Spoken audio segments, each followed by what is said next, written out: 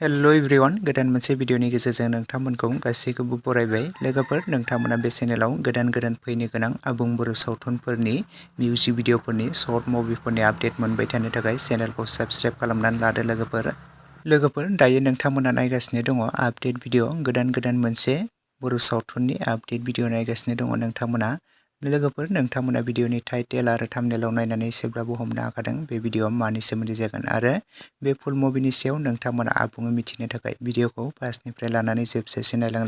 लोगोफोर जोर film production बेनारनिफ्राय मोनसे गोदान फुल मुभि जाय फुल मुभिनि टाइटेल आरो थाम्बनेलनि मुङानो जादों गुथाल ओमफ्राय लोगोफोर बे गुथाल आबुं बर' सावथुनखौ नोंथांमोना आगोलाव बेनि ट्रेलार भिडिअखौ गोबाङानो नायखाबाय इउट्युबनि गेजेरजों ट्रेलार भिडिअखौ रिलिज खालामनानै होखाबाय लोगोफोर आरो बे गुथाल आबुं बर' सावथुनाव जों गाहायै फाव खालामनायखौ नुनो मोनगोन बिग्राय मनालिसा फ्लरिना रिंकुमनि आरो टाक्लाय जेजास क्रिकेटारि राजाश्री आरो लोगोसे गोबांथार फाव खालामगिरिफ्रा बे गुथाल आबुं बर' सावथुनाव फावखौ खालामबावदों लोगोफोर नोंथांमोनाथ' बे गुथाल आबुं बर' सावथुनखौ दाखालिसो बेनि पार्ट 1 खौ गोबाङानो नायखाबाय आरो नुखाबाय नङा होमबा लोगोफोर गोबाङानो नोंथांमोना रिंसार ब्रह्म चेनेलनि गेजेरजों बेनि पार्ट 1 खौ नायखाबाय आरो लोगोफोर नोंथांमोना बेनि पार्ट 2 गोबाङानो नायनो होननानै एक्साइटेड जाबाय थादों गोबाङानो कमेन्ट्सबो खालामदों माब्ला रिलिज खालामगोन माब्ला रिलिज जागोन होननानै लोगोफोर बे गुथाल आबुं बर' सावथुननि पार्ट 2 खौ मैयासो रिलिज खालामनानै होबाय लोगोफोर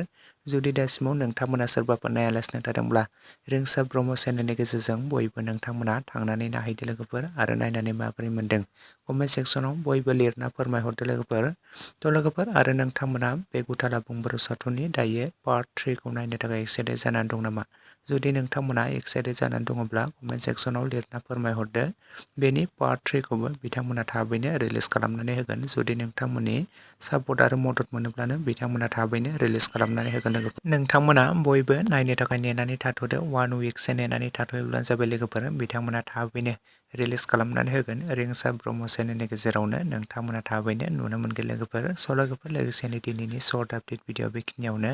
भिडिअखौ नायनानै जुदि नोंथांमोना मोजां मोनदोंब्ला लाइक खालामदो शेयार खालामदो लोगोसे चेनेलाव गोदानै फैदोंब्ला साबस्क्राइब खालामनानै खाथिनि बेल आइकनखौबो अल प्रेस खालामना लादो जाहाथे नोंथांमोना बेफोरबायदिनो गोदान फैनो गोनां